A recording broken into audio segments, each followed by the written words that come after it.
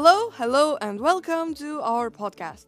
Today we're going to talk about a very important natural process, pollination.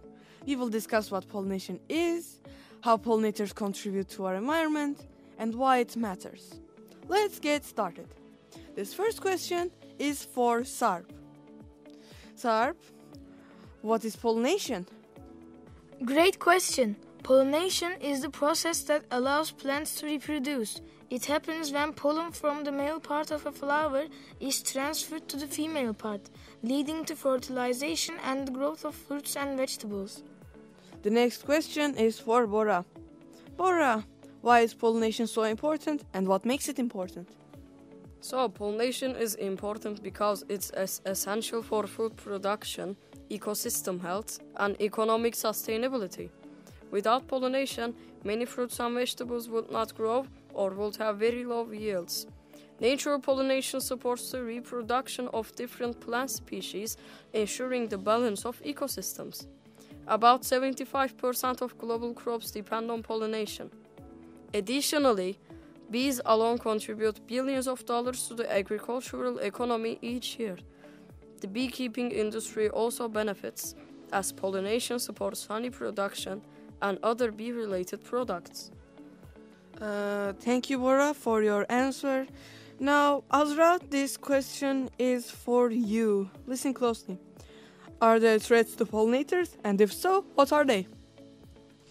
That's a great question. The truth is we cannot survive without pollinators. However, they are facing serious threats.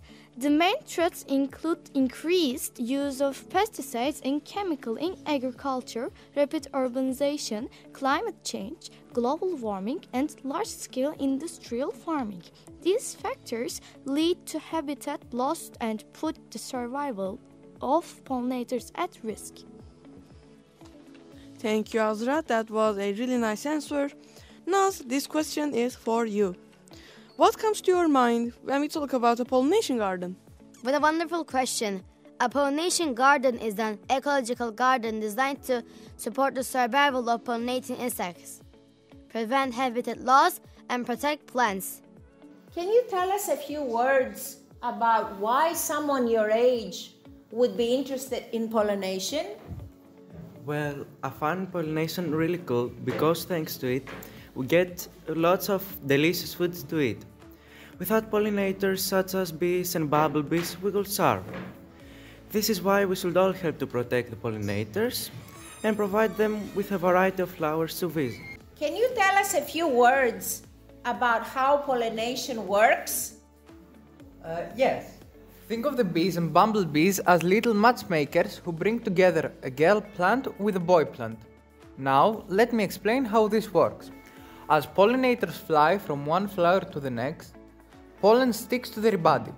When they move to another flower of the same species, some of this pollen rubs off on the stigma, the female part of the flower.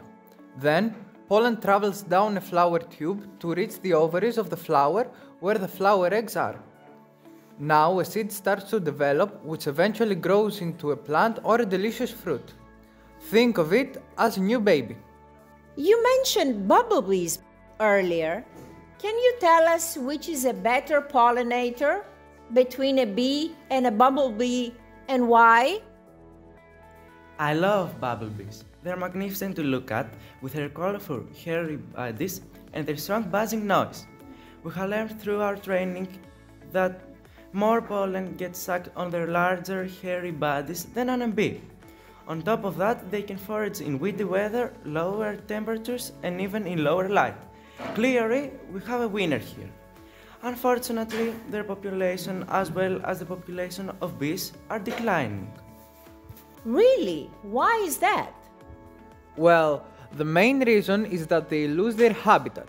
There is less wild and unmanaged land for them to build their nests and to find food.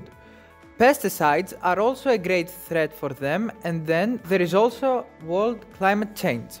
I hope our listeners have learned something new and will be inspired to take action to protect these vital creatures. Until next time, stay curious and keep learning.